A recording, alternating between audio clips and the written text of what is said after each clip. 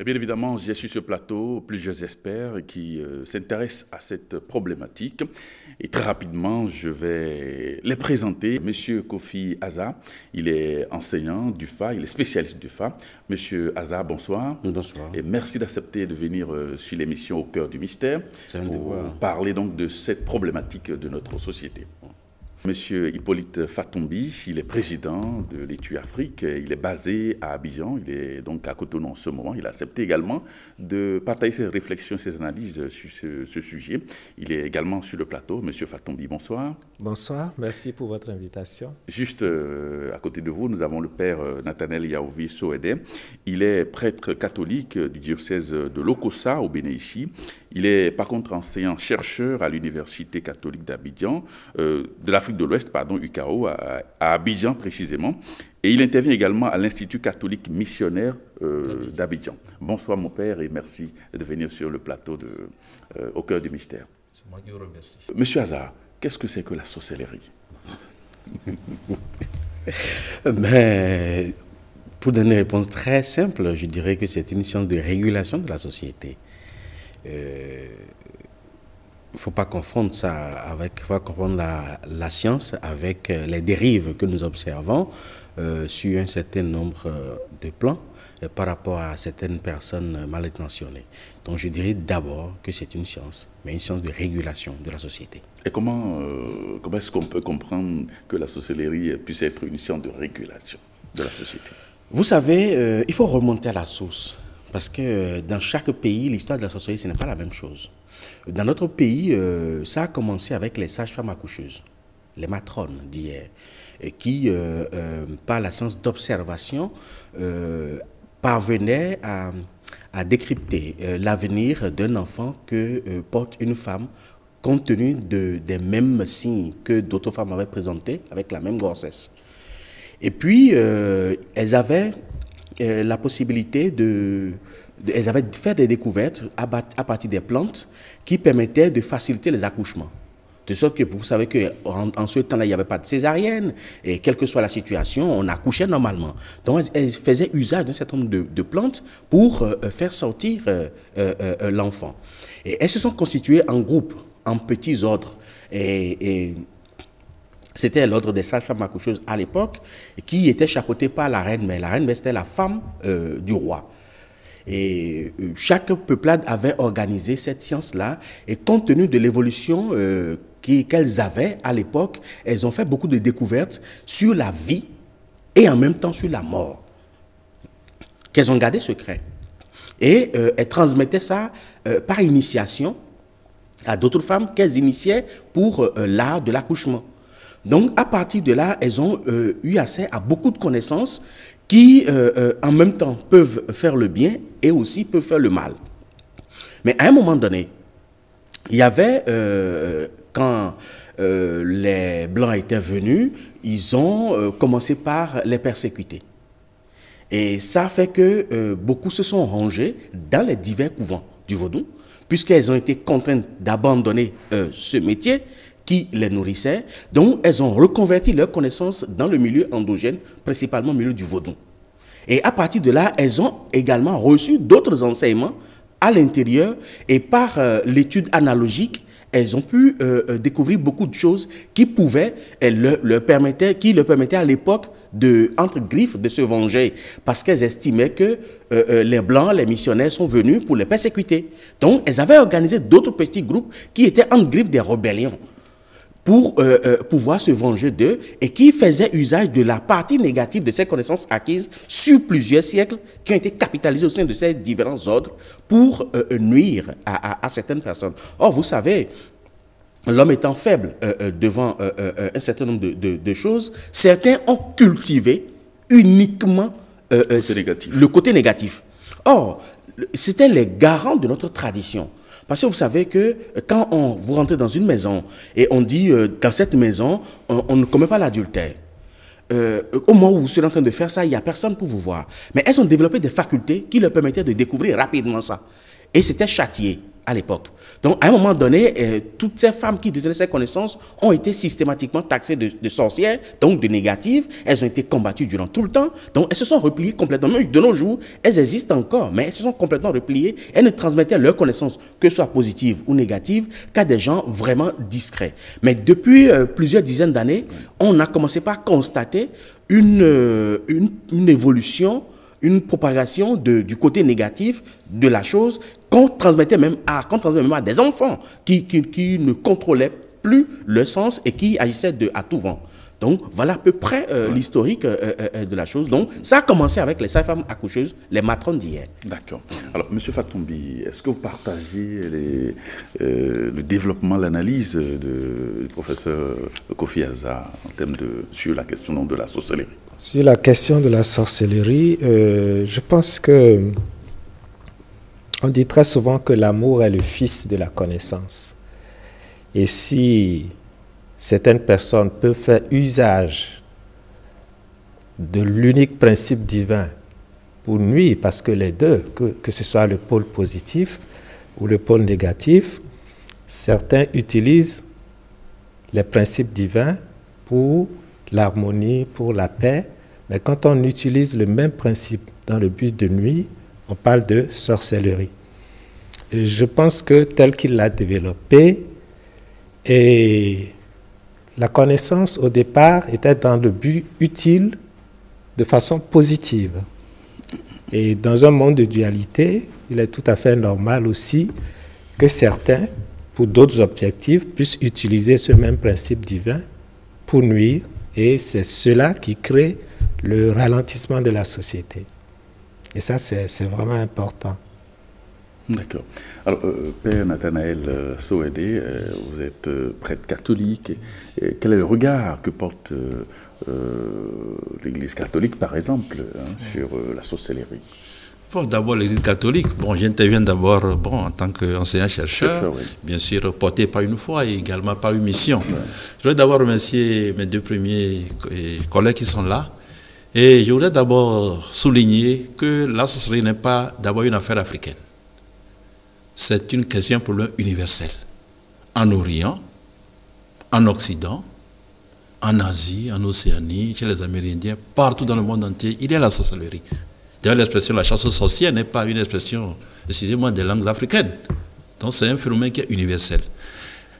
Ce phénomène est aussi vieux que le monde, en ce sens que, depuis que l'homme existe sur la terre, par sa transcendance, il a pris conscience qu'il y a un au-delà de lui-même, qui, sous sa forme supérieure, prend le nom de religion. Et dans la religion, bien sûr, on reconnaît, bien sûr, qu'il y a un Dieu qui demande à l'homme, de faire le bien, d'éviter le mal. Et ce Dieu, nous découvrons dans toutes les religions qu'il est le principe du bien. Mais un Dieu qui est libre et qui veut que ceux qui croient en lui agissent librement. C'est dans ce cadre-là qu'on constate qu'il y a aussi le mal à côté du bien. Le mal ne peut pas venir de Dieu. Et c'est dans cette réflexion et dans cette expérience que dans les religions, on a pris conscience que le mal est une force opposée à Dieu, mais qui n'est pas plus fort que Dieu, qu'on appelle le diable Satan. Ou encore, on va montrer qu'autour du mal, il y a tout un monde qu'on dit mystique, qui n'est pas totalement de l'ordre de la religion, qui vous amène à faire l'expérience, bien sûr, de l'invisible, et à vouloir se l'approprier. Et cela fait que, comme l'a dit le premier intervenant, on va peut-être créer un mythe pour justifier, par exemple, quand est-ce que la sorcellerie a commencé. Mais d'abord, c'est lié à la croyance en Dieu, et cette croyance amène des gens à faire une option contraire à ce que Dieu est en tant que bien. Alors on parlera de sorcellerie en termes de croyance et de pratiques initiatiques, souvent à caractère ésotérique, et qui amènent des gens à faire des options pour utiliser de manière commune l'effort du mal pour, peut-être aider les gens à régler leur comportement, comme c'est le cas, ou alors pour avoir des puissances en vue peut-être d'avoir des biens, des richesses, ou pour dominer les autres. Alors, on a une sorcellerie qu'on appelle ésotérique, initiatique. Ça, elle est fortement répandue, et beaucoup d'images nous montrent que chez les Indiens, les Asiatiques, il y a tout un ensemble d'images et tout, et qui font que la sorcellerie devient donc, au-delà d'une science, une pratique mystique, qui lie la science en tant que connaissance, également le religieux au sens d'une volonté d'acquérir les forces dites du mal pour pouvoir faire du bien, pour pouvoir faire du mal ou pour se protéger. Et on verra dans ce cadre-là qu'il a plusieurs types de sorcellerie. Il en a, comme on l'a dit, qu'on peut utiliser comme, j'allais dire, élément pédagogique pour amener les gens à réguler leur comportement. Ça peut arriver. Et on le voit un peu dans le milieu dit du vaudou, où on te dit, à Blolé, tu fais ceci. Alors on va dire c'est sorcellerie et tout.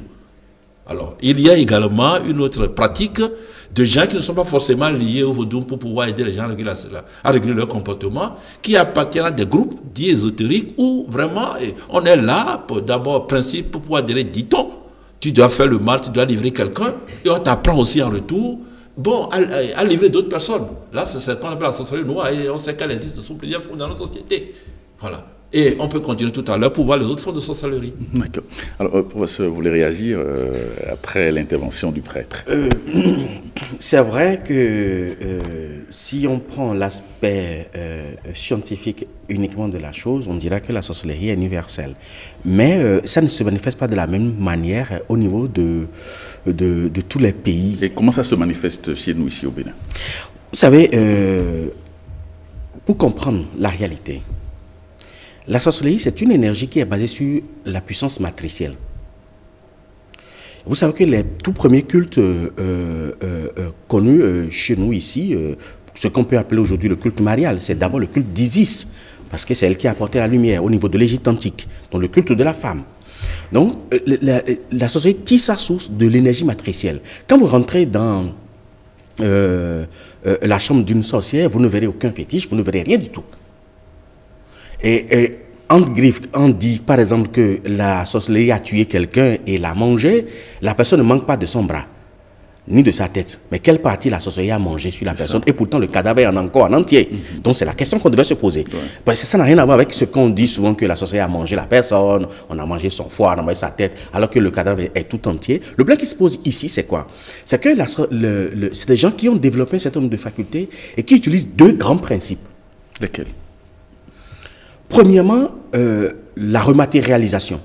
Oui, ça veut dire quoi? Parce que la matérialisation, c'est que c'est la faculté de permettre que l'individu détient, qui lui permet de laisser son corps et de se rematérialiser dans un autre corps. Ça peut être un corps animal. Et souvent, la plupart du temps, c'est des animaux qui sont beaucoup plus utilisés. Mais on oublie que le sorcier peut aussi se rematérialiser dans un individu, faire commettre une bêtise à l'individu et après sortir du corps de l'individu et reprendre son corps initial. C'est-à-dire que celui qui détient cette faculté ou celui qui l'a développée peut prendre possession momentanément du corps de l'individu. Et comment ça se passe? Tout se passe mentalement. La réalité de la sorcellerie, tout est mental.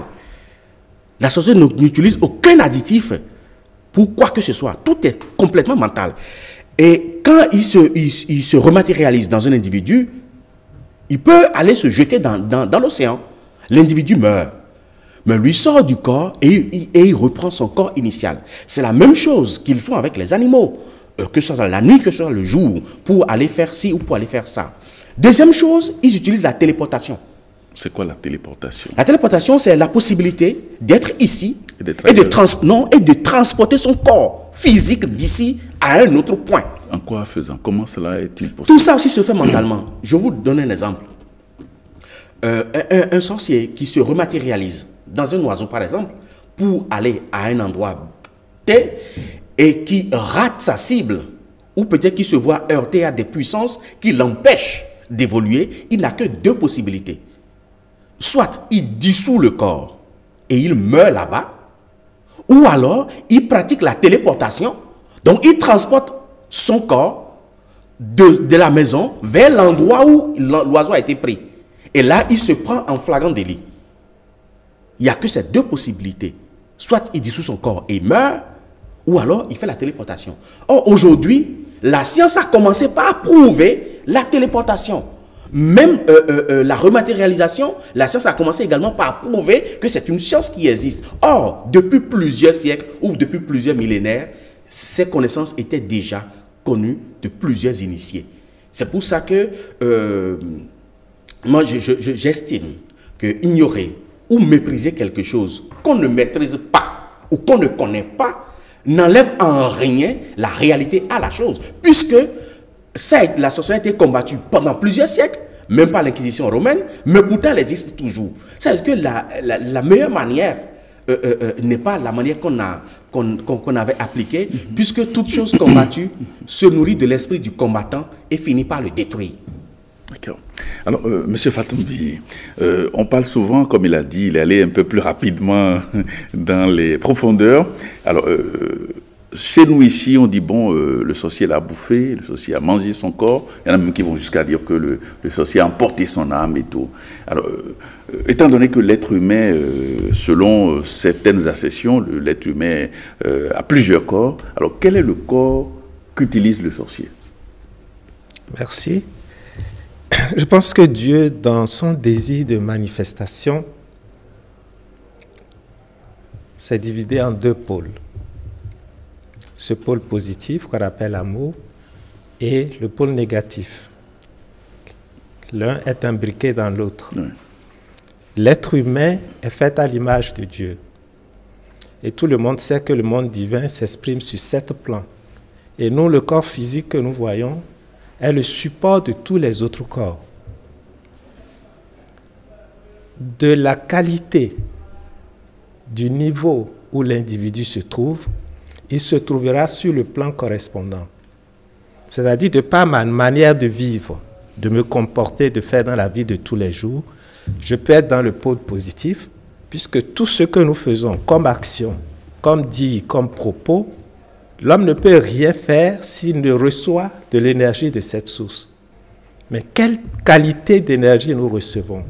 De par notre manière de vivre, nous nous imbibons de cette énergie.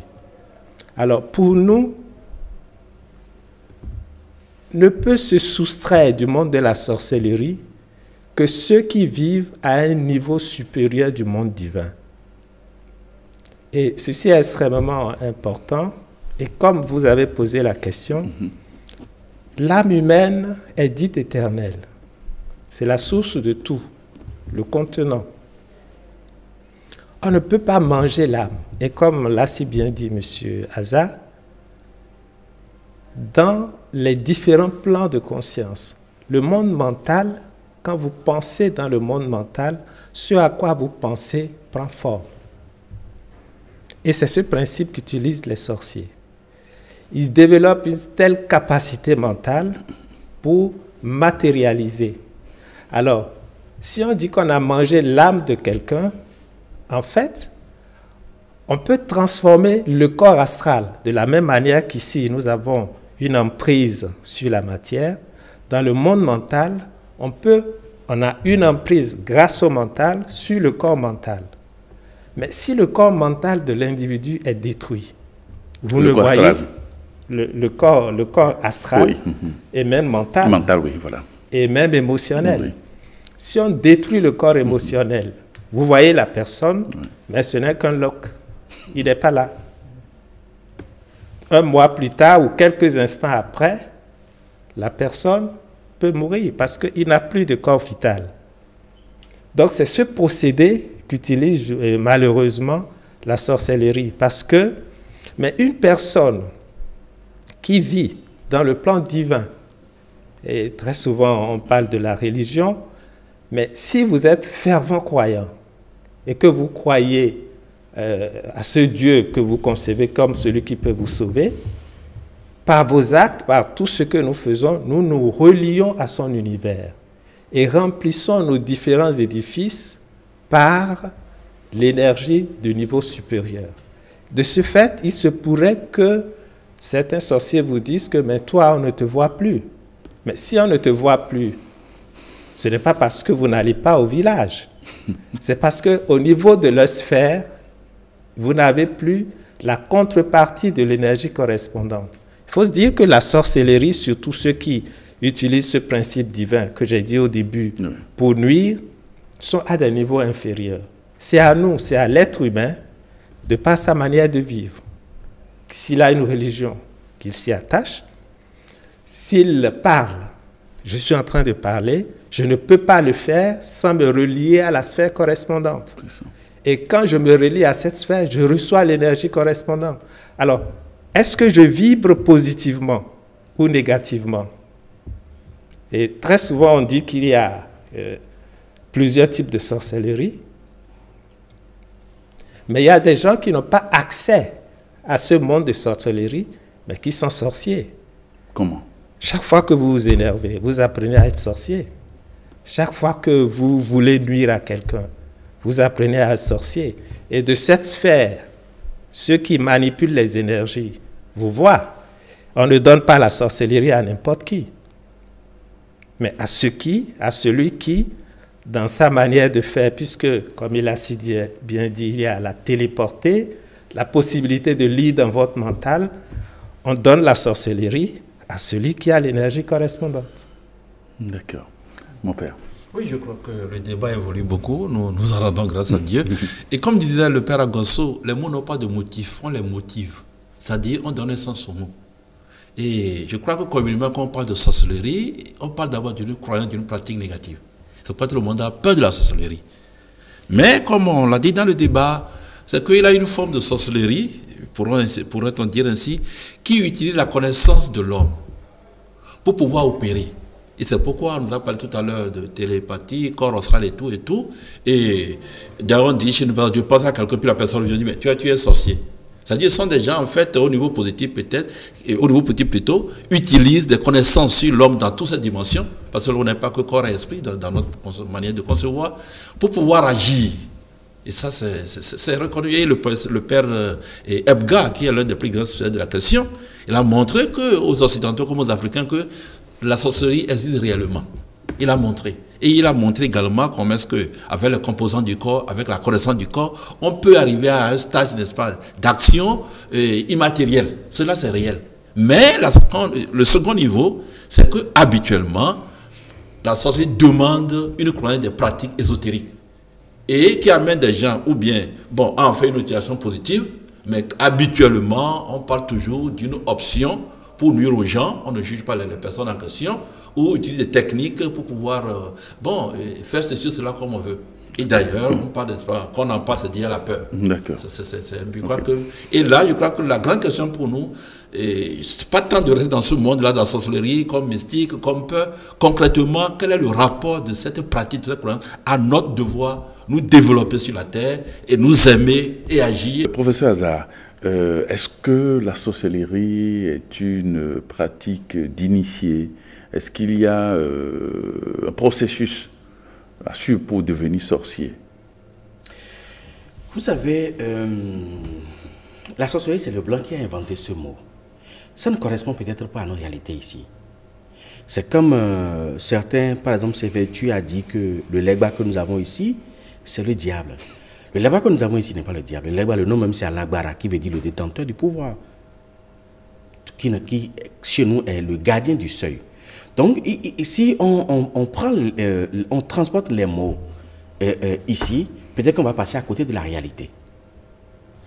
La manière dont la sorcellerie est perçue ou décrite par l'Occident, ce n'est pas de cette même manière que nous la voyons ici.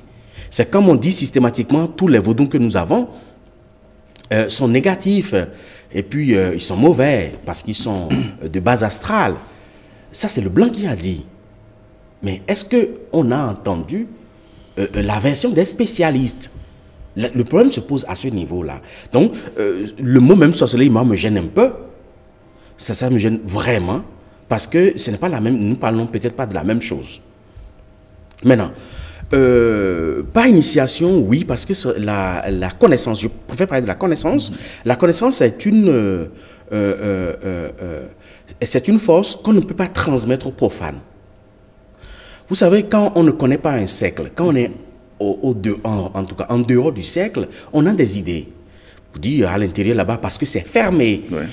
C'est vrai que le processus d'acquisition de la connaissance et de l'illumination de l'être en milieu endogène est un processus qui prend du temps. Et tout le monde n'est pas appelé pour. Et deuxièmement, la base, telle que moi je connais cette science, la base pour y accéder, c'est d'abord un développement vraiment pointu de la vertu ou des vertus morales. C'est d'abord la base. Parce que vous allez voir, souvent nos aînés disent, si je lui transmets la connaissance, il va faire du mal avec.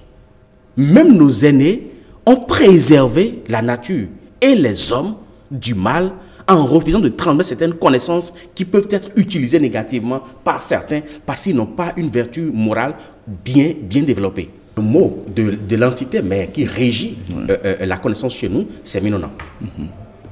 C'est Minona. Et le nom que peut porter un initié, je dirais le nom profane que peut porter un initié de cette science, c'est Nanvi. C'est-à-dire le fils de la mère. Minona. Minona. Or, la toute première Minona, reconnue ici, c'est Nyompeananou, qui est la mère de la terre. En griffe, on dira la terre-mère. Oui. Parce que nos aînés ont compris, sinon se sont dit, que tous les éléments qui existent ont été la manifestation de l'énergie matricielle de leur propre source. C'est pour ça qu'ils considèrent que la terre a une mère, qu'on appelle Yonkanano. Ils considèrent que l'air, l'élément air, a une mère. Or, l'élément air chez nous ici, c'est dent. C'est l'énergie aérienne qui propulse, c'est-à-dire qui fait évoluer. Et sa mère, c'est Haïti Wado. Ils ont compris que l'énergie aquatique a une mère. Nous l'appelons Torosu. Mais sa maman est appelée Naya Gemon. Nous avons le feu cosmique, qui est Khebiso chez nous, qui a plusieurs ramifications. Nos aînés ont baptisé sa mère, c'est-à-dire la source d'où a jailli le feu cosmique, Naïté. Donc c'est la mère de toutes les divinités émanant du feu cosmique. Et en plus, il y a ce que nous appelons Segbolissa. C'est une divinité androgyne. Segbo, qui est le père, et Lissa, qui est la mère. Et Segbo, c'est le grand destin. C'est le destin. Bo, c'est grand. C'est comme on dit Hogbo, nous, c'est le grand bâtiment. Donc Segbo, c'est le grand destin. Et Lissa, c'est la sainteté, c'est-à-dire la pureté absolue. Mais malgré ça, nos aînés ont dit, cette divinité androgyne émane d'une source. Et cette source-là est appelée Nanambuluku, qui est aussi une mère. Donc, nos aînés conçoivent que la puissance, la connaissance émane de la matrix, donc de la puissance matricielle. Et c'est pour ça que on les appelle généralement Zanuto, Kezenuto, pour dire le nom sacré, c'est-à-dire les artisans de lumière et les artisans de l'ombre.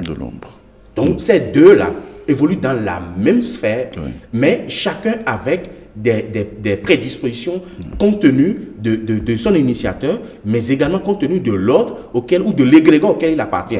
Donc, les artisans de lumière, ils sont là, ils connaissent tout ce qui se passe dans l'ombre, mais les artisans de l'ombre aussi sont là et ils savent aussi tout ce qui se passe au sein de la lumière. Mais chacun donne la dimension qu'il veut. C'est comme le vaudou. Le vaudou est une énergie neutre, privée de volition. Le vaudou n'a pas de volonté. C'est l'homme qui fait sa volonté. Donc, au cœur de tout ce système-là, que ce soit du vaudou ou que ce soit de ce qu'on appelle vulgairement la sorcellerie, nous l'appelons ça la connaissance, c'est-à-dire Nounoué. On appelle ça Kezenoué ou Zanoué. Mais le Zanoué, Kezenoué, il y a une différence entre les deux. Il y a une différence entre les deux. Parce que la nuit, par le phénomène de téléportation, oui, mais on les voit aller déranger les gens qui l'intérieur dorment de chez eux. chaque connaissance, il y a de quoi nuire. C'est ça qui est important. Je crois que à l'intérieur de chaque connaissance, c'est comme une bombe atomique qui peut nous permettre d'avoir l'électricité pendant plusieurs dizaines d'années. Mais cette même bombe atomique est capable d'enrayer le bénéfice de la carte du monde. Est-ce que c'est la bombe qui est mauvaise ou l'énergie que l'homme l'usage que l'homme en fait? Le problème de la sorcellerie se trouve à ce niveau. Donc on retient avec vous qu'à la base, la sorcellerie c'est neutre. La sorcellerie elle-même jusqu'à aujourd'hui est toujours neutre. C'est l'usage qu'on en fait. C'est l'usage qu'on en fait. Je vais vous donner un exemple.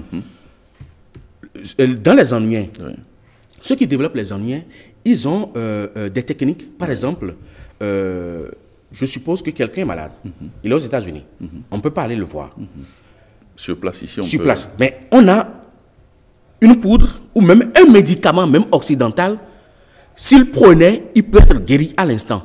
Il y a des procédés avec de la poudre à canon qu'on fait la nuit. Et on met tout ce qu'on veut envoyer dans le corps de l'individu là et on allume. Quand ça s'enflamme, Si c'est le médicament se retrouve dans le corps de l'individu. Pour que l'individu soit guéri, quelle que soit la forme du médicament. Mais en même temps, si on peut ajouter du sucre pour donner le diabète du jour au lendemain à l'individu. Donc le problème ne se pose pas au niveau de la connaissance, le problème se pose au niveau de celui, l'initié qui la manipule, et de la formation morale qu'il a reçue. D'accord. Monsieur Fatoumbi. Oui, voilà pourquoi j'ai dit au début que c'est l'utilisation de l'unique principe divin à des fins de nuisance, la sorcellerie. Donc cela suppose, comme il le dit si bien M. Hazard, d'une formation adéquate de l'individu. Et surtout, je pense que comme le Père l'a dit, comment est-ce qu'on peut faire en sorte que la sorcellerie ait moins d'impact dans la vie sociale? Parce que j'ai remarqué aussi que la plupart des sorcelleries dont on parle, à peine 50% sont de vraies sorcelleries, c'est-à-dire à force de taxer des gens de sorcières, de ceci. Et parlant de l'énergie matricielle, un enfant qui vient d'une mère, par exemple, on sait très bien que la totalité des cellules de son corps provient de cette mère. Oui. Ça veut dire que si tu dis que ta mère est sorcière, c'est que tu en portes une signature. C'est clair. Et le phénomène, c'est que l'impact est si fort que même si la mère n'est pas sorcière et qu'elle est fâchée simplement contre son enfant, si vous allez voir un voyant, on vous dira que c'est ta mère qui te nuit. Parce qu'il y a cette possibilité de voir dans le monde astral la forme pensée de la mère fâchée contre son enfant. Et cela, naturellement, est à la base de la division de beaucoup de familles. La maman dira « je ne suis pas sorcière » et elle est sincère. Mais c'est vrai, elle est fâchée. Et de par cette colère, elle crée une image mentale que tout voyant peut percevoir à certains niveaux, et ce qui va renforcer le côté réserve de l'enfant. Et ceci détruit la plupart des familles. Et parlant de l'impact de la sorcellerie, c'est d'abord la division de la famille. Et quand on parle du Christ, c'est l'esprit qui unit, cet esprit qui rassemble. Et en parlant des autres forces négatives qu'on utilise, c'est cet esprit qui divise. Diabole veut dire diviser. Donc, les expériences humaines, nous sommes venus en fait sur Terre pour apprendre l'expérience de l'unité. Et cette expérience de l'unité ne peut se faire qu'au travers des anecdotes et des expériences que nous vivons quotidiennement. Alors, si par mégarde, quelqu'un se trouve face ou dans une famille où se pratique beaucoup la sorcellerie, cette image que la personne perçoit représente l'effort qu'il doit faire pour retrouver cette unité. Et l'effort que nous devons faire quotidiennement et à chaque instant de notre vie pour ne pas être le facteur de la division. Parce que si tu commences à taxer sa mère de sorcière, tu commences par prendre conscience que tu en es un ou une. Et que malgré la douleur qui s'y trouve, que tu éprouves, cet effort vers l'unicité, vers l'amour doit être ce qui doit nous caractériser. Oui, mais M. Fatoumbi, parlant de la relation entre la mère et le fils ou la fille, dans nos sociétés, il arrive souvent que l'on reconnaisse par des procédés pas véritablement scientifiques que la mère est réellement sorcière et que c'est peut-être elle qui dérange son fils, qui crée tous les soucis. Alors, comment comprendre qu'une mère qui a porté un enfant pendant 9 mois devienne le bourreau de cet enfant-là et le perturbe toute sa vie? Comment expliquer ce phénomène-là?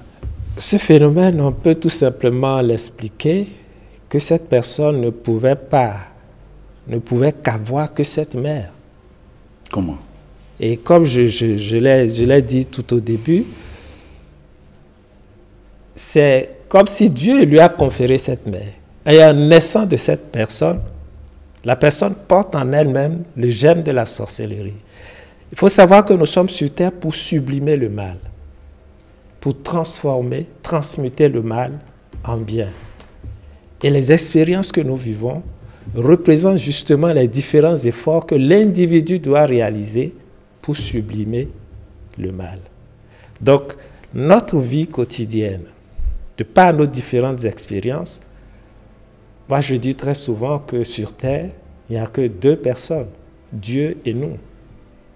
Parce que tout ce que la nature m'envoie comme miroir, à travers son miroir, vous qui êtes devant moi, le professeur Hazard, le prêtre, je vous considère tous comme ce Dieu. Donc, un enfant qui se trouve face à une épreuve de sorcellerie voit en même temps ce qui le sépare de cette échelle très longue qui le sépare de Dieu. C'est le moment s'il peut prier, s'il peut s'attacher plus solidement à son Dieu, au Christ, à Allah, et travailler du fond de son être pour sublimer le mal. Parce que s'il continue à envoyer des pensées de réserve, ma mère est sorcière, je ne veux pas aller le voir, c'est une manière très simple de renforcer ce qui divise. Et Christ, comme je l'ai dit, c'est l'esprit d'unification. D'accord.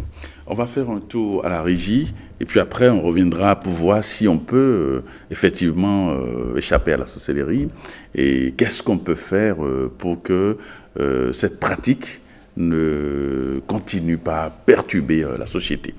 Donc nous allons tout de suite suivre la rubrique selon vous et on fait un tour à la régie.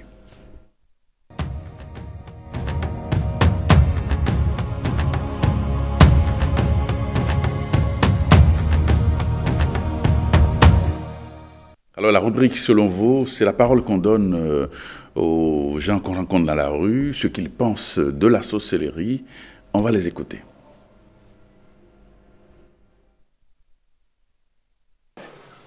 Si l'attaque peut venir, ça peut venir. Mais nous avons des divinités qui luttent contre la sorcellerie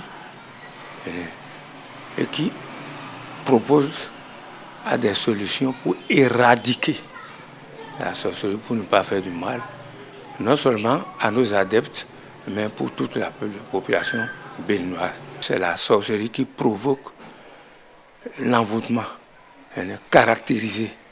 Donc dans ce domaine, nous avons pris toutes les dispositions pour aider la population. Il y a des préventions et des dispositions.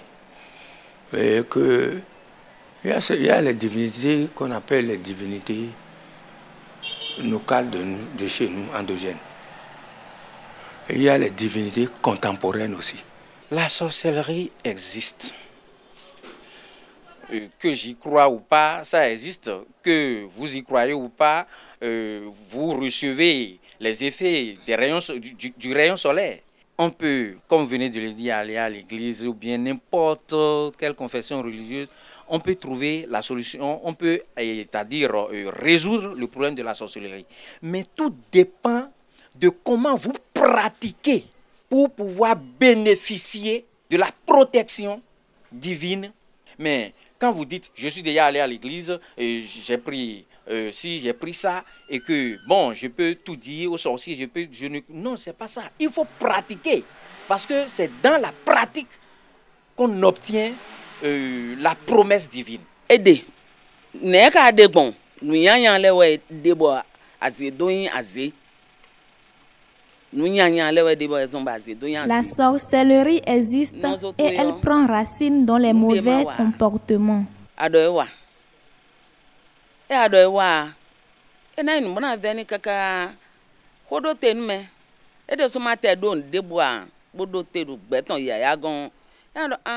Par exemple, un cas de médisance contre quelqu'un peut entraîner des réactions.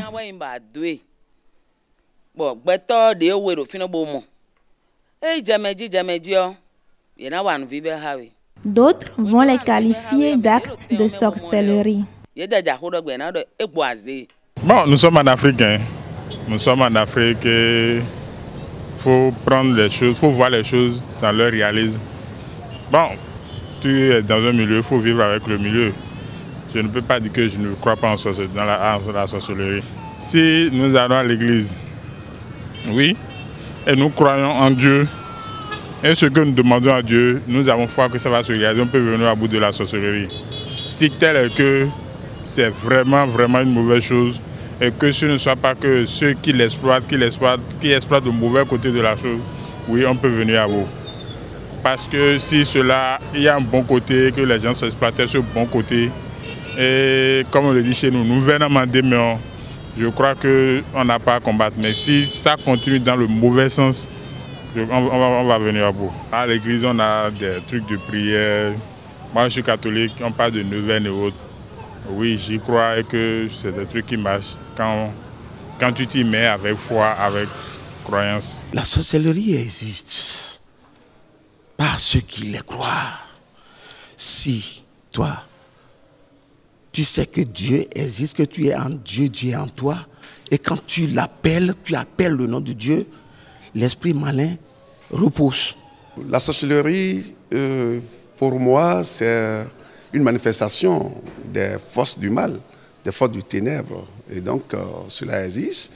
Ça se manifeste parce que là où il y a la lumière, il y a aussi l'obscurité. Je crois que dans la foi chrétienne, on peut arriver à bout de cette manifestation en se confiant à Dieu. Parce que dans le psaume 23, le roi David parlait de la sorcellerie en termes même plus graves, où il parlait de vallée de l'homme de la mort. Et il dit, lorsque je marche dans la vallée de l'homme de la mort, je ne crains aucun mal. Pourquoi? Parce que la houlette et le bâton de Dieu le rassurent.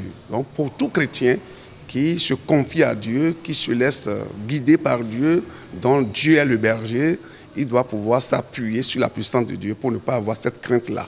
J'entends parler, je ne crois pas de la sorcellerie partout, mais je n'ai pas encore rencontré une sorcière vis-à-vis pour croire. Bon, on entend parler, ça existe dans la vie, bon, on y croit, comme on croit aussi en Dieu, c'est tout. On peut vaincre la sorcellerie, parce que si tu pries, c'est des trucs qui viennent à l'encontre de la sorcellerie. Donc si tu as la foi en Dieu, tu peux vaincre ces esprits mauvais là sur toi. Sorcellerie, ça existe. Je ne peux pas dire que ça n'existe pas. Ça dépend de la foi de chacun. Moi, je suis un musulman pratiquant et très sûr, le Coran nous dit que lorsque nous sommes accrochés à lui, on peut dominer toutes ces créatures. La sorcellerie existe et au Bénin, il n'y a même pas de sorcellerie. Il y a la maternelle de la sorcellerie. Maintenant, il reste à savoir si tous ceux qui dispensent les valeurs, la parole, la puissance de Dieu sont restés collés, fidèles à ce qu'il doit être. Mais je peux dire, quiconque se connecte à Dieu, quelle que soit la région, se connecte véritablement en s'attachant à la parole de Dieu, inévitablement, la sorcellerie, et moi, ma vie est un exemple. Et je crois que c'est valable pour tout le monde. Il suffit seulement de se donner à Dieu. Alors, professeur Aza, je vous ai vu regarder avec beaucoup d'intérêt les réactions de nos compatriotes. Alors, selon vous, c'est vrai, pour vous, la sorcellerie, c'est une science. Vous y êtes attaché. Alors, est-ce qu'on peut échapper aux effets pervers de cette sorcellerie-là, enfin de cette science? Vous savez, la sorcellerie est devenue une situation spéculative depuis un moment. C'est purement spéculatif parce que avant, dans la tradition, oui, on ne parlait pas autant de sorcellerie.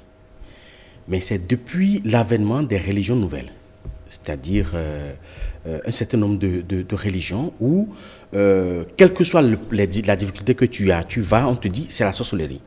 Aujourd'hui, c'est devenu une psychose dans la tête des gens. Et quand tu vas chez quelqu'un qui te dit pas que la source de tes problèmes c'est la sorcellerie, on dit lui là il ne connaît rien. On doit forcément me dire que c'est la sorcellerie et doit me dire que c'est ma maman ou c'est ma tante ou c'est ma... Donc le problème, il y a un problème à ce niveau. Mais la tradition dit, mais toi il sait, mais non il sait. C'est-à-dire que ton papa, c'est ton Dieu. Ta maman, c'est ta déesse. Donc tu dois d'abord vénérer ton père et ta mère. À partir de là, quel que soit ce que ta mère est devenue, ce n'est pas à l'enfant de dire que ma maman est sorcière, ou de chercher à savoir si ma maman est sorcière ou mon papa est sorcier. La tradition l'interdit systématiquement. Deuxième chose, nous avons un problème d'éducation. Tout le problème là, c'est un problème d'éducation. Et il y a des éléments ou des effets de la nature que nous recevons, et tout le temps nous pensons que c'est la sorcellerie. Aujourd'hui, la sorcellerie ne fait rien à personne. Tout ce qui nous fait courir, c'est notre propre conscience. Parce que quand vous passez tout votre temps à transgresser les lois de la nature, parce que quand vous rentrez dans n'importe quel couvent du vaudou, on vous enseigne d'abord les lois de la nature. Quand vous passez tout votre temps à transgresser les lois de la nature, et qu'en retour, la tradition conçoit que la nature ne vend pas à crédit. Donc, toute cause va créer un effet. Et il faudrait que vous soyez disponible pour supporter également l'effet de la cause que vous avez créée. Donc, le problème n'est pas est-ce que la société est mauvaise, est-ce qu'elle n'est pas mauvaise. Les religions actuelles en font une spéculation pour traumatiser la population. Mais la tradition, non. La tradition, on l'interdit même. D'accord. Père Nathanaël.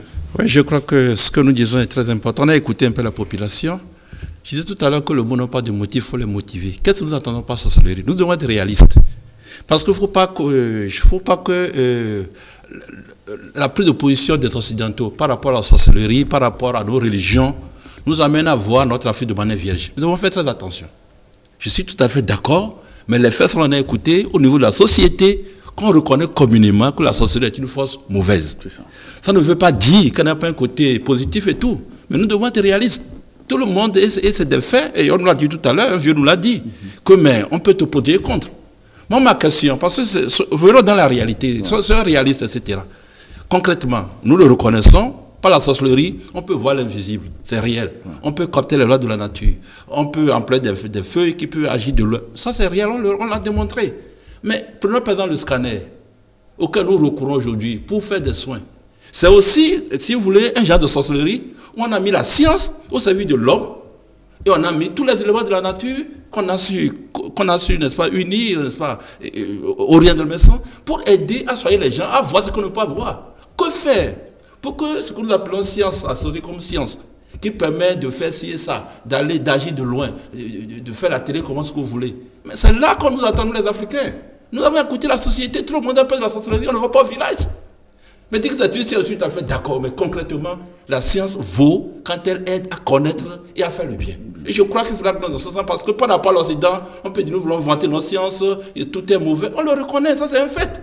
Depuis les Égyptiens, on parle déjà de mots mystico-religieux. Chez les Orientaux aussi, le pire aujourd'hui, c'est que nous, les Africains, non seulement nous avons la sorcellerie que nous connaissons chez nous, mais nous prenons la sorcellerie des Occidentaux, à travers certains groupes ésotériques. La sorcellerie aussi des Orientaux, à travers certains groupes ésotériques. Voyez un peu, il a des émissions sur des radios à minuit. Qu'est-ce qu'on raconte aux gens? C'est le monde mystique des Orientaux et tout ça là. On ajoute encore à nos problèmes. Je crois que nous sommes réalistes. Je suis d'accord avec une science, mais science pour faire quoi? Parce que le problème pour nous, comment nous développer? Comment dire on est puissant, on peut voler la nuit, mais on ne peut pas inventer l'avion. On ne peut pas aujourd'hui utiliser les forces de la sorcellerie pour faire un scanner, pour aider les gens. Je suis tout à fait d'accord avec vous, mais soyez réalistes. Mais le problème est que ce milieu, il ne faut pas oublier que c'est essentiellement dominé par des analphabètes. Ne demande pas aux analphabètes de vous inventer l'avion. Ah, mais dans ce cas-là, analysez autrement. Mais oui, le problème à ce niveau, c'est une question qui nécessite beaucoup de réflexion. Moi, je ne suis pas pour qu'on attaque les groupes de mysticisme ou les groupes orientaux. Parce que nous savons que même l'Église a été plusieurs fois trempée dans le sang. C'est ça. Plusieurs fois trempée dans le sang. Donc, il n'y a pas que les Africains ou la connaissance des Africains qui soit l'apanage de la cruauté. Non, moi je pense qu'il faut savoir raison garder. Et même l'esclavage, ça a été favorisé par l'Église catholique. Absolument. Donc, on ne peut pas dire que forcément, à notre niveau, c'est tout ce que nous avons en Afrique qui soit mauvais. Mais le problème qui se pose ici, c'est quoi? Le développement d'une nation se base d'abord sur sa propre tradition, sur sa propre culture. L'Inde n'a pas attendu une religion étrangère pour se développer, pour être à ce niveau. La Chine, on ne va pas dire que c'est à cause du Christ que la Chine est à ce niveau. On ne va pas dire que c'est à cause de Allah, peut-être que le Japon est à ce niveau. le plan qui se pose, c'est parce que nous-mêmes, nous réunions notre propre racine. Mais comment l'arbre qui se désolidarise de sa racine, comment il peut pousser? C'est pas possible. Oui, mais comment réussir à extirper? Je suis d'accord qu'au niveau de la tradition, je suis d'accord qu'au niveau de la tradition, il y a des brebis galeuses. Et ça, il y en a partout. Oui. Les armes ne servent pas à tuer des mouches. Ça tue des humains. Mais tous les jours, on en fabrique et on invente encore de sophistiqués. Oui. Donc le problème n'est pas à ce niveau. Oui, maintenant de manière concrète. Aujourd'hui, de manière concrète. Qu'est-ce qu'on fait face au phénomène de la sorcellerie? Face au phénomène de la sorcellerie, moi je vous dis, il y a de la spéculation. Oui.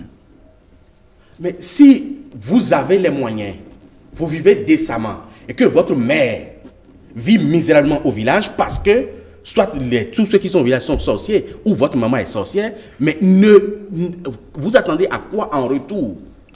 Si elle vous envoie des missiles la nuit, elle n'a même pas besoin de perturber votre sommeil. Monsieur Fatoubi.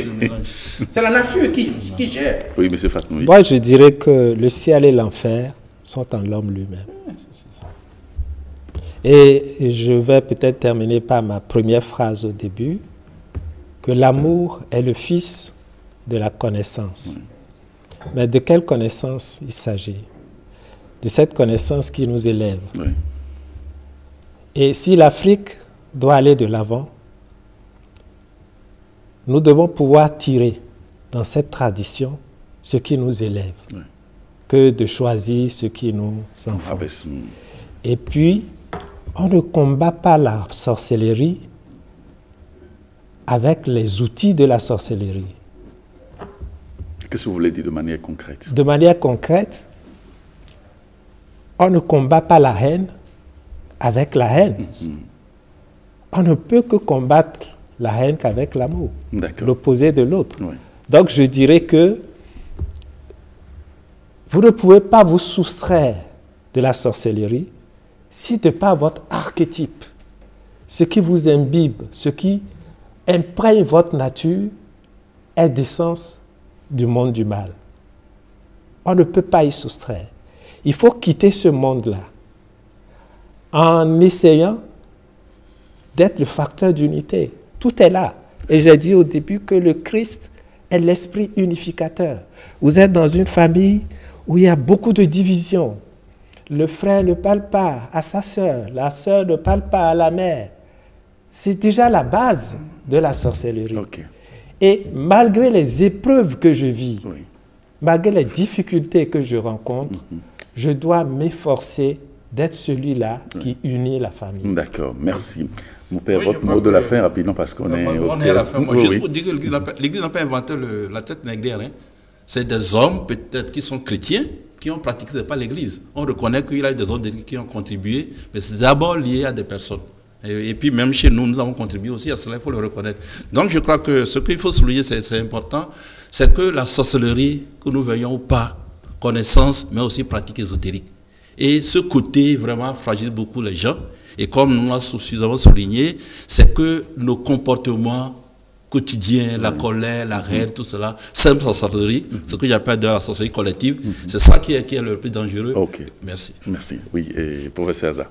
Je vais vous remercier pour l'opportunité que vous nous donnez, mais je dirais pour finir que je suis d'accord qu'il faut revoir les fondamentaux de notre tradition, mais je suis également peiné que l'Afrique renie sa propre racine. Merci. Merci, chers invités. Merci d'être passés donc sur le plateau de Au cœur du mystère. Merci infiniment.